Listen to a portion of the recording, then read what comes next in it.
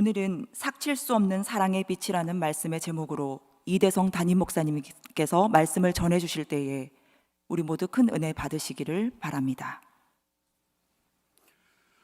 오늘 우리에게 주어진 성서 본문은 출애굽기, 로마서, 마태복음의 본문입니다. 오늘은 로마서의 본문을 중심으로 설교를 준비했습니다. 오늘 본문을 읽으면서 우리에게 자연히 다가오는 큰 주제는 무엇입니까? 바로 사랑입니다. 7절에서 10절까지의 내용을 요약하면서 10절에서 사랑은 율법의 완성입니다 라고 결론을 짓고 있습니다. 그리고 사랑에 관한 아주 특이한 표현이 나오는데, 서로 사랑하는 것 외에는 아무 빚도 짓지 마십시오 라는 문장입니다. 이 말이 어떤 의미로 다가오나요? 도대체 사랑의 빚을 지라는 것이 어떤 의미일까요? 어떤 사람은 아무에게도 빚을 지지 말라는 부분에 방점을 찍으면서 성서는 빚을 지는 것을 금하고 있다 이렇게 주장하기도 하더군요. 물론 빚을 지지 않는 것은 바람직한 일입니다. 빚을 지지 않으면서 그러나 살 수 없다는 것을 우리가 인정할 수밖에 없습니다. 바울이 여기서 빚이라고 말할 때는 돈이 필요해서 돈을 빌리는 것만을 뜻하는 것은 아닙니다. 7절을 보면은 여러분은 모든 사람에게 의무를 다하십시오라고 되어 있는데, 이 의무에는 조세 혹은 관세 그리고 합법적인 권위에 대한 존중과 순종, 존경 이런 모든 것들이 다 포함이 되어 있습니다. 이런 책무는 사회생활을 하는 사람들에게는 피할 수 없는 것입니다. 그런 것들이 있을 때 뒤로 미루지 말고 즉시 그 채무를 이행하라라는 내용이 바로 바울의 권고입니다. 특별히 성서적이라고 할 필요도 없겠죠. 지극히 일반적인 삶의 지혜입니다. 세금을 낼 것이 있으면 빨리 내버리고 청구서가 날아왔으면 빨리 지불을 하는 것이 상식입니다. 빚진 마음으로 사는 것은 편안한 삶이 아니지 않습니까? 그런데 이런 보편적인 삶의 진리에 예외가 있는데, 그것이 바로 사랑이라는 것입니다. 사랑의 빚은 지라는 것입니다. 8절의 말씀을 보면 서로 사랑하는 것 외에는 아무에게도 빚을 지지 마십시오라고 나와 있지요. 공동 번역의 번역을 보면 조금 더 쉽게 표현을 하고 있습니다. 남에게 해야 할 의무를 다 하십시오. 그러나 아무리 해도 다 할 수 없는 의무가 한 가지 있습니다. 그것은 사랑의 의무입니다. 이렇게 번역을 했습니다. 사랑의 빚을 지라는 말이 사람들에게 다니면서 사랑을 자꾸 빌려서 자기가 갚아야 할 사랑을 마구마구 쌓아놓으라, 그런 뜻은 아니겠죠. 돌아다니면서 많은 사람들로부터 신세를 져라, 그런 뜻은 물론 아니겠죠. 그 뜻은 사회생활을 하면서 우리가 지게 되는 온갖 책무는 기회가 있는 대로 빨리빨리 갚아버려라, 그래서 삶의 짐이 되지 않게 하여라. 그러나 그래도 사랑의 빚은 여전히 남아 있다는 것을 명심하여라, 그런 뜻이 아니겠습니까? 우리가 아무리 다 해도 다 할 수 없는 책무가 있는데 그것이 사랑이라는 말씀입니다. 마치 내가 빚이 이미 있었던 것처럼 사랑이 필요한 사람에게는 빚을 갚듯이, 다른 말로 하면은 당연하다는 듯이 사랑을 베풀라는 그런 말이죠. 그리고 그러한 사랑을 베풀고 내가 대단한 일을 했다라고 생각하지 말라는 뜻이 되겠습니다. 사랑이라는 청구서는 지불을 한다고 없어지는 것이 아니고 곧바로 다시 새로운 청구서가 도착한다는 말입니다. 우리가 이 구절을 잘못 해석하면은 우리들은 채무의식, 부채의식, 죄책감, 의무감, 자격지심 이런 것에 눌려서 살라는 식으로 오해할 수가 있습니다. 늘 사랑을 할 수 있는 준비를 하며 살라는 것인데요. 과연 그게 가능할까요? 그게 어디 쉬운 일인가요? 그렇게 할 수 있는 비결이 무엇일까? 우리가 한번 성서에서 답을 찾아봐야 하겠습니다. 마태복음 18장을 보면은 용서할 줄 모르는 종의 비유가 있습니다. 이 비유에서는 1만 달란트의 빚을 진 종이 왕에게 사정하니 왕이 그를 불쌍히 여겨서 빚을 탕감해 주었다는 이야기가 나옵니다. 1만 달란트는 과연 얼마나 될까요? 노동자가 16년 동안 열심히 일을 해서 번 임금을 하나도 쓰지 않고 모은 금액이 바로 1만 달란트에 해당합니다. 그런 엄청난 빚을 단번에 삭쳐 준 것입니다. 오늘 설교의 제목을 삭칠 수 없는 사랑의 빚이라고 잡았는데, 삭친다라는 말은 탕감한다라는 말의 순 우리말 표현입니다. 그런데 이 큰 빚을 탕감받은 이 사람은 왕에게서 떠나서 가다가 자신에게 100데나리온 빚을 진 동료를 만났습니다. 그는 그의 멱살을 잡고 빚을 갚으라고 윽박질렀습니다. 참고로 한 데나리온은 노동자의 하루 품삯이 되겠습니다. 그 동료가 빌고 사정을 해도 그걸 듣지 않고 감옥에 가두어 버렸습니다. 그리고 나서 어떤 일이 생겼습니까? 여러분들이 잘 알고 계실 것입니다. 자, 이 비유에서 사랑의 빚은 어느 장면에 등장을 하나요? 1만 달란트 빚을 진 종이 그 어마어마한 빚을 탕감받았을 때 그의 마음속에 내가 사랑의 큰 빚을 졌구나 하는 그 감사한 마음이 사실 있었어야 하지 않겠습니까? 그러나 그는 어떻게 행동했습니까? 너무나도 잘 압니다. 아마 그는 이렇게 변명하고 싶을지도 모릅니다. 저는 임금님께서 제 빚을 탕감해 주신 것을 너무나도 감사하게 생각하고 있었습니다. 목숨을 내놓으라고 하면 목숨까지도 내놓을 정도로 저는 꼭 그 은혜를 갚아야 한다고 늘 생각하고 있었습니다.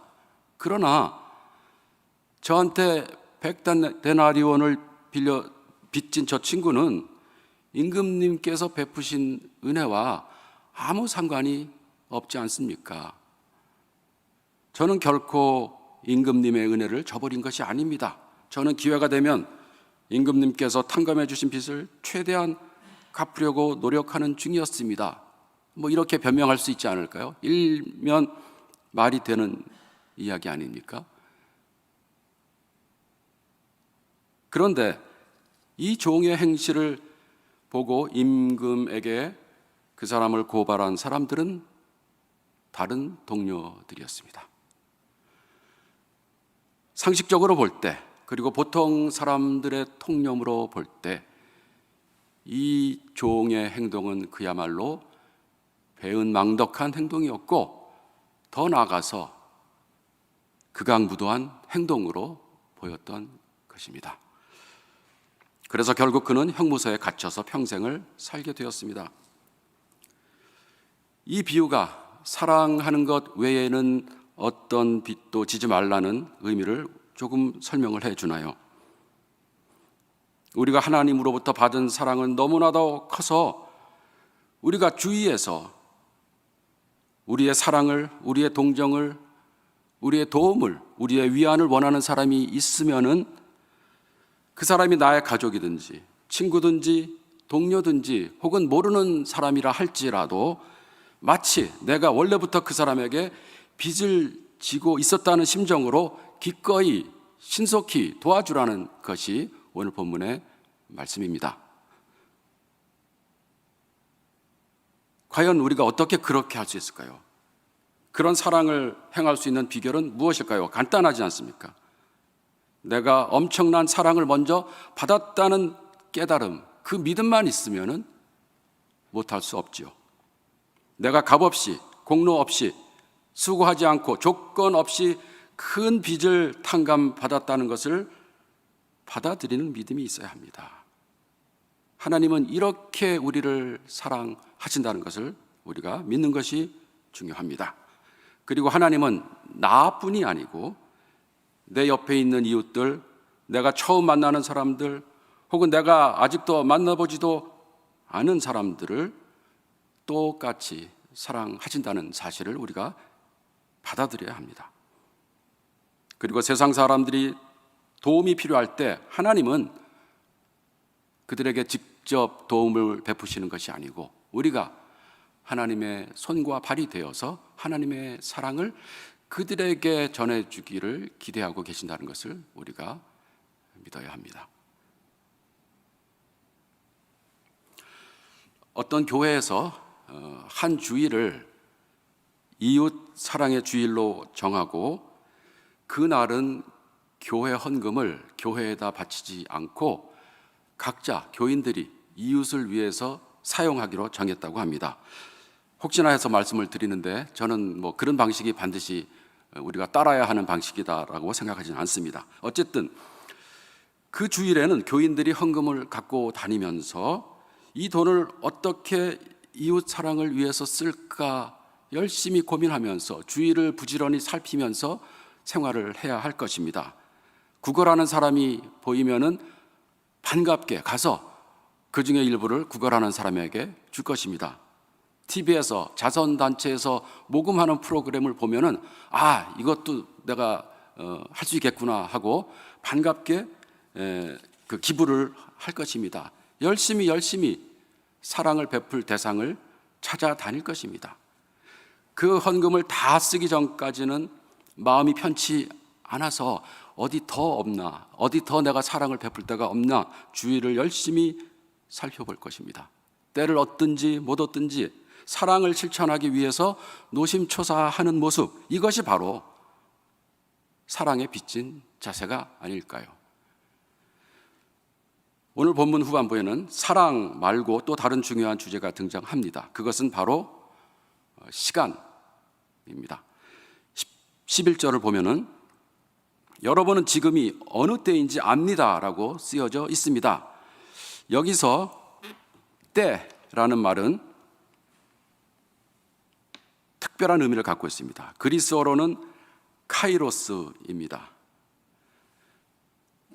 카이로스는 그것과 비교되는 크로노스라는 단어와 조금 다른 의미를 갖고 있습니다. 크로노스라는 그리스 단어는 단순한 시간, 즉 몇 시간, 몇 년 등과 같은 물리적인 시간을 말합니다. 그러나 카이로스는 그것보다는 때 혹은 기회와 같이 단순히 시간이 갖고 있는 양적인 측면을 표현하는 것이 아니고 시간이 갖고 있는 질적인 내용을 표현하는 단어입니다. 오늘 본문에 따르면 지금이 어떤 때라고 말을 합니까? 잠에서 깨어나야 할 때이다, 구원의 때이다라고 말을 합니다. 예수님께서 공생애를 시작하시면서 처음 설교한 내용이 회개하라, 하나님의 나라가 가까이 왔다, 하나님의 나라가 지금 여기에 왔다라는 그런 설교였습니다. 바로 지금이 어느 때인지를 아는 것이 신앙에서 중요합니다. 신앙은 어떻게 보면은 고차원적인 시간 테크, 시테크라고 할 수 있고 영적인 시테크라고 할 수가 있습니다. 오늘 이 말씀은 우리들에게 사랑의 실천을 미루지 말라는 뜻으로 들리지 않습니까? 사랑은 고상합니다. 숭고합니다. 아름답습니다. 그러나 실천되지 않은 사랑, 미루어진 사랑은 핑계이고 자화자찬이고 자기 기만일 뿐입니다. 사랑의 빚을 진 것처럼 살라는 것은 하루라도 빨리 빚을 청산하고 싶은 것처럼 부지런히 사랑하라, 지금 사랑하라, 구체적으로 사랑하라 라는 뜻입니다. 그러나 사랑의 빚은 결코 완납할 수 없습니다. 다 갚아도 여전히 남아있는 것이 사랑의 빚입니다. 우리는 영원한 채무자로 사는 비참한 인생이 되는 것입니까? 그렇지 않습니다. 사랑은 쓰면 쓸수록 솟아나고 나눌수록 커진다는 것을 주일학교 학생들도 잘 알고 있습니다. 도리어 주지 않는 사랑은 변질되고 썩어 버릴 것입니다. 마지막으로 오늘의 성경 말씀을 접한 우리들의 삶은 과연 어떻게 변화되어야 할까요? 저는 오늘 본문에 나오는 표현을 사용해서 이렇게 말씀을 드리고 싶습니다. 우리는 서로 사랑해야 합니다. 우리는 남을 사랑해야 합니다. 우리는 이웃을 사랑해야 합니다. 먼저 우리는 서로 사랑해야 합니다. 예수님은 우리가 서로 사랑하면 세상 사람들이 우리가 예수님의 제자인 것을 알리라 이렇게 말씀하셨습니다. 내 마음속에 미움이 있다면 그것을 사랑으로 바꿔야 합니다. 미움의 가장 큰 피해자는 누구일까요? 바로 나 자신입니다. 하나님께서 아름답게 만드신 영혼을 왜 미움으로 가득 채우려 합니까? 왜 하나님께서 큰 사랑의 도구로 만들어주신 우리의 삶을 미움의 도구로 바꾸려고 합니까? 내가 어떤 사람을 미워하면 그 사람도 나를 미워할 가능성이 많습니다. 그런 사람들은 서로 사랑해야 하는 빚을 지고 있는 것입니다. 그 빚을 서로 갚아야 합니다. 나중에 하면 된다고요? 지금이 어떤 때입니까? 지금 당장 갚아야 합니다. 기억합시다. 우리는 10,000달란트를 탕감받은 사람과 같습니다. 두 번째로 남을 사랑합시다. 남을 사랑하는 것은 서로 사랑하는 것과는 조금 다른 의미가 있습니다. 나와 기존의 관계가 없던 사람들, 언어와 문화가 나와 다른 사람들, 낯선 사람들, 이런 이들을 사랑하는 것이 율법의 완성이다 이렇게 말씀을 하고 있습니다. 지구 반대쪽에 있는 어떤 어린아이가 나의 사랑을 간절하게 필요로 할 수도 있습니다. 우리나라에 와서 살고 있지만은 늘 구계자처럼 따돌림을 받고 있는 사람, 그 사람들이 나의 사랑을 필요로 하고 있을 수도 있습니다. 세 번째로 이웃을 사랑합시다. 이웃은 바로 우리 마을 사람들입니다. 우리가 매일의 삶에서 마주치는 사람들입니다. 정류장에서 만나고 엘리베이터에서 만나고 식당에서도 만나고 또 마켓에서도 만나는 그런 사람들입니다. 그들은 우리와 종교가 다르고 사상이 다를 수도 있습니다. 그렇지만 우리가 더불어서 살아야 하는 분들입니다. 이들을 무관심하게 대하지 말고 좀 더 따뜻한 친절과 사랑과 관심을 갖고 대해야 합니다. 10절을 보면은 사랑은 이웃에게 해를 입히지 않습니다라고 쓰여져 있습니다. 요즘 이웃에게 해를 끼치는 사람들이 얼마나 많습니까? 편견과 교만 때문에 다른 사람을 차별하고 무시하는 사람이 얼마나 많습니까? 다 그런 것들은 어둠의 행실입니다. 우리들은 낮에 행동하듯이 단정한 삶을 살아야 하는 것입니다. 마을을 사랑하고 더 좋은 마을을 만들기 위해서 애쓰는 것, 이런 것이 바로 이웃을 사랑하는 것입니다. 이제 요한 1서 4장의 말씀을 읽음으로 설교를 마치려고 합니다. 사랑하는 여러분, 서로 사랑하십시다. 사랑은 하나님에게서 난 것입니다. 사랑하는 사람은 다 하나님에게서 났고 하나님을 압니다. 사랑하지 않는 사람은 하나님을 알지 못합니다.